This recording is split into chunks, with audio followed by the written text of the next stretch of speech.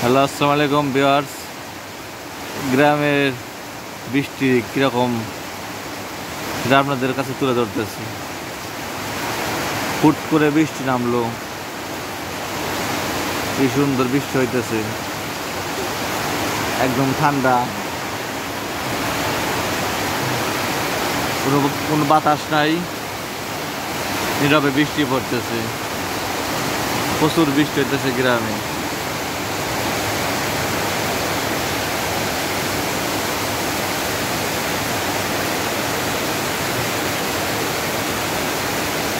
গ্রামের বৃষ্টির কথা মনে করে ছোটবেলার কথা মনে করতেছে।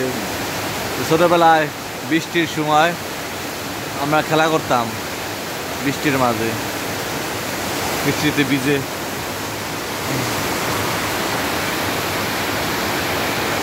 কার কি মনে পড়ছে নাকি না পড়ছে, কিন্তু আমার মনে পড়তেছে।